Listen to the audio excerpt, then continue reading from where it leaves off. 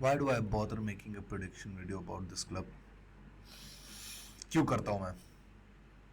क्यों? क्यों?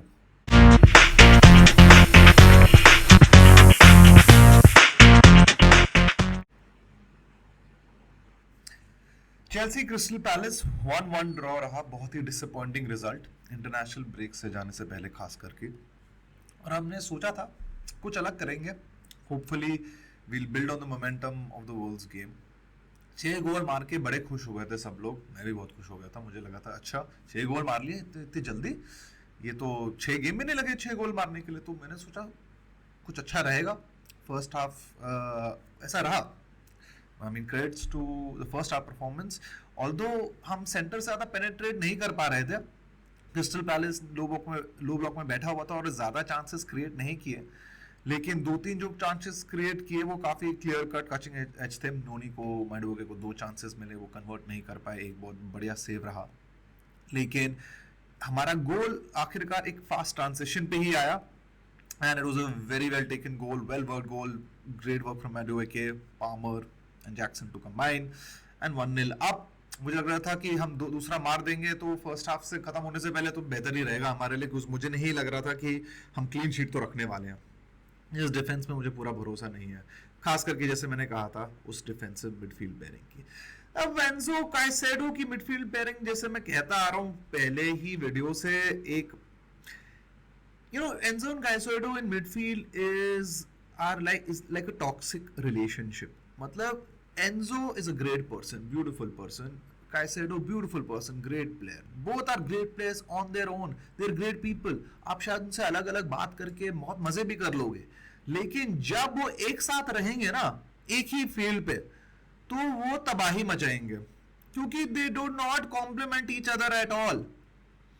So sometimes it's best to keep two toxic people who become toxic together rather than toxic people. वो अच्छे इंसान हैं, अच्छे प्लेयर्स हैं, लेकिन एक साथ आके वो ऐसी तबाही तहलका मचा देते हैं, वो नहीं संभाल पाते वो मिडफील्ड। और ये मैं कल सरासर सेकंड हाफ में खास कर देखा। The first half was like बढ़िया बढ़िया था। It was great performance. I was hopping कि सेकंड हाफ भी ऐसा शुरू करे, और हमने 5 मिनट के लिए किया, लेकिन ज्यादातर सेकंड हाफ की परफॉर्मेंस तो कुछ इस हिसाब रही। Brother, what's that? टाइटा फिश बेसिकली। अब ड्रॉ हुआ क्योंकि इवेंचुअली क्रिस्टल पैलेस को against the run of play उन्होंने एक scuffle in the box, the edge of the box पे एज ए जिनका इससे पहले एक रिकॉर्ड था प्रीमियर लीग में for having the most shots on goal without having scored का स्ट्रीक, ये एजे ने कायम किया था। ये एक रिकॉर्ड, अलग किस्म का रिकॉर्ड। लेकिन हम तो चेल्सी एफसी हैं, हम क्यों नहीं तोहफा देंगे आपको? अरे आइए, आपके रिकॉर्ड्स हैं, आपके कुछ गलत स्ट्रीक चल रही है क्या, जिंदगी में आपको परेशानी है, आइए हमसे मिलिए, हम आपके सारे रिकॉर्ड्स सारे आपकी बोनी करा देंगे, सब मस्ती हो जाएगा आपकी जिंदगी में। और वही किया। एजे ने एक ब्यूटीफुल कर्ल मार लिया suddenly after so many games of not scoring, और इट्स 1-1। और फिर गेम बदल गया वहां पर। क्रिस्टल पैलेस एक लो ब्लॉक में बैठ गए और पामर को बॉल कम कम मिलने लगी। पामर फिर डीप आने लगे मिडफील्ड में to get more of the ball.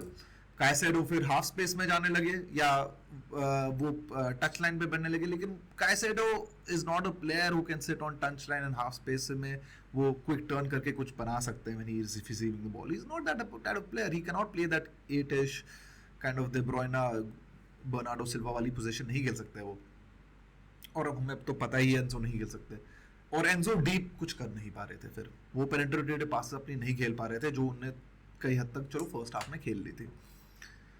And यहीं पर मुझे मिडफील्ड में ये कॉम्बिनेशन पेयरिंग लैकिंग लग रहा है, और इसलिए मैं कह रहा हूँ रोमियो लाविया यार, आप प्लीज़ रोमियो लाविया प्लीज़ किसी तरह जल्दी ठीक होके वापस आ जाओ। We can not afford one more season of playing without you, because इस मिडफील्ड एकदम ही इम्बैलेंस्ड है। और बात रही हमारे स्ट्राइक फोर्स की, नोनी मैडुके का फर्स्ट हाफ बढ़िया रहा, लेकिन सेकंड हाफ थोड़ा ढीला हो गया, सब्स्टिट्यूट हो गए। और नेटो भी थोड़े से रफ एजेस ही लग रहे थे, तो मोड्रिक का लाना मेरे हिसाब से सब्स्टिट्यूशन में कोई गलती नहीं की मेरेस्का ने। अब सही टाइम पे सही सब्स्टिट्यूशन थोड़े बहुत जितना वो कर सकते थे मेरे हिसाब से किया उन्होंने, चेंज करने की गेम, लेकिन अनफॉर्चुनेटली गेम बदल नहीं पाई, वो केमिस्ट्री बन नहीं पाई फीलिक्स, नुकुंकू और मोड्रिक के बीच में कि वो कंबाइन करके कुछ कर सके। और राइट हैंड साइड पे भी हम फिर जैसे जैसे मैडवे के ऑफ आ गए तो वो राइट हैंड साइड का भी जो हमारा मोस्ट पोटेंट साइड रहता है अटैक का, वो भी खत्म हो गया, सब कुछ ही खत्म हो गया उस गेम के बाद। हम कुछ पेनिट्रेट पास कर ही नहीं पाए। एक सवाल एक चांस के एंड में जो हमारे striker, quote unquote striker Nikolai Jackson को मिला।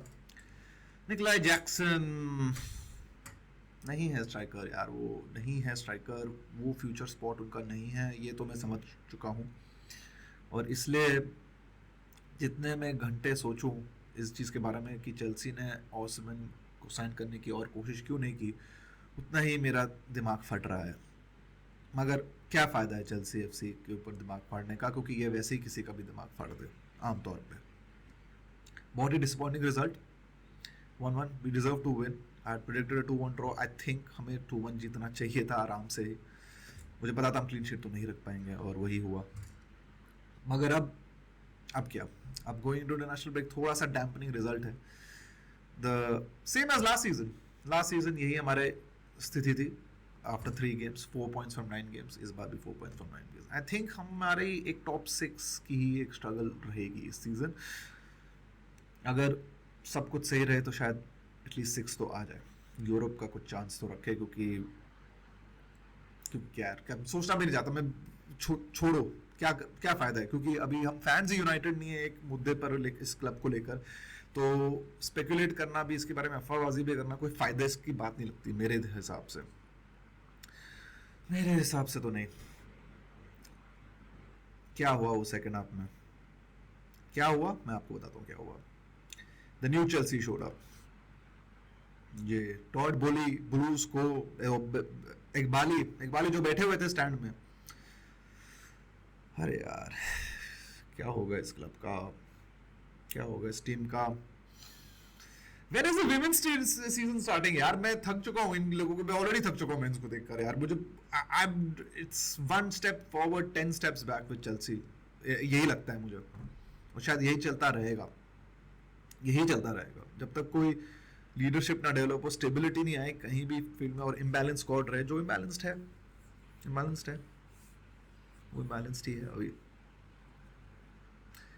अब देखते हैं अब क्या होता है इंटरनेशनल ब्रेक के बाद आने के बाद। हमारा we have Bournemouth away on Saturday, late kick off on 14, और वो आसान गेम नहीं है। बर्नमथ में हमारा बड़ा मिक्स्ड सा ग्राउंड रहता है, and Bournemouth is a tough nut to crack always, वो इररिस्पेक्टिव ऑफ द मैनेजर मेरे हिसाब से। तो let's see how this goes. I don't know how this will go at all. I have no idea कि क्या है भविष्य अभी चेल्सी के।